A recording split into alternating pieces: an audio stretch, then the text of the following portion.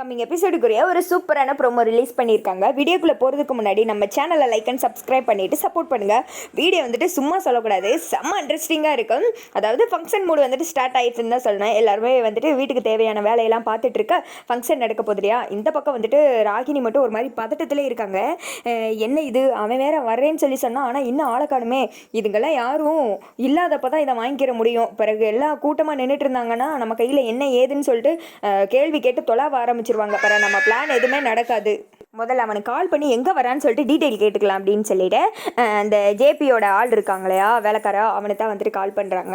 டே எங்கடா இருக்க, நீ சொல்கிற நேரமா, சொன்ன நேரத்துக்கு கரெக்டாக வரமாட்டியா அப்படின்னு சொல்லிட்டு ராகினி சொல்லிட்டு இருக்க. மேடம் இதோ ஆன் த வே, உங்கள் வீட்டுக்கு பக்கத்தில் வந்தாச்சு, கொஞ்சம் எட்டி பாருங்க, நான் அங்கே தான் இருப்பேன் அப்படின்ற மாதிரி சொல்ல. எங்கடா, நான் வெளியில் தான்டா நின்றுட்டுருக்கேன் அப்படின்னு சொல்லிட்டு ராகினி வெயிட் பண்ணி பார்க்க வண்டி வந்துட்டு வருது. உன்னை பார்த்துட்டேன் அப்படின்ற மாதிரி சொல்ல. மேடம் இதோ இறங்கிட்டேன் அப்படின்னு சொல்லிட்டு அந்த சாப்பாடெல்லாம் வச்சுருப்பாங்க இல்லையா, அந்த மாதிரி ஒரு இதில் வந்துட்டு கொண்டு வராங்க. அதில் வந்துட்டு ஸ்வீட்டெல்லாம் இருக்குது. அந்த ஸ்வீட்டெல்லாம் வந்துட்டு எடுத்து பார்த்தா உள்ளே வந்துட்டு 2 பொட்டலம் கஞ்சா இருக்குது, அதாவது போதைப் பொருள். அதை பார்த்ததுமே ராகினி வந்துட்டு அடி போடு, சூப்பரு, இதை வச்சு இந்த குடும்பத்தை என்ன பண்ணுறேன் பாரு அப்படின்ற மாதிரி வழக்கம் போல் வில்லத்தனமாக பேசிட்டு சுற்றி முற்றி பார்க்குறாங்க.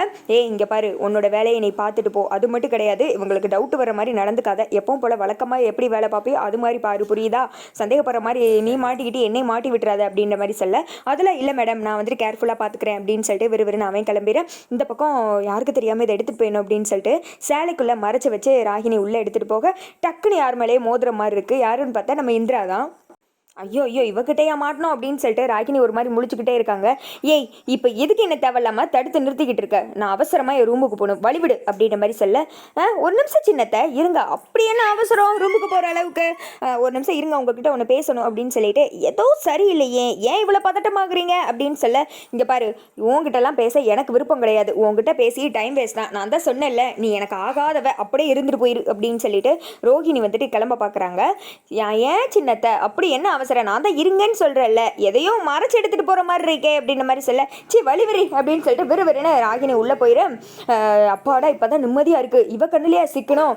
இந்திரா, உன்னை என்ன பண்ணுறேன் பாரு, இதை பொருளை வச்சே உன்னை இந்த குடும்பத்தை விட்டே காலி பண்ணுறேன், உனக்கு இலவச இணைப்பா இந்த குடும்பமே சேர்ந்து வரப்போகுது, என் அக்காவே எனக்கு தெரித வந்துட்டு திருப்பிட்டீங்கல்ல, அதனால் இந்த குடும்பமும் வேணாம், இனி ஒன்றுமே இருக்கக்கூடாது, அதுக்கு தான் வந்துட்டு இந்த ஏற்பாடு, இதை என்ன பண்ணுறது இப்போது அப்படின்னு சொல்லிட்டு ராகினி வந்துட்டு யோசிச்சுட்டு இருக்காங்க. இங்கிட்டு வந்துட்டு இந்திராவை காமிச்சிட்டு இருக்காங்க.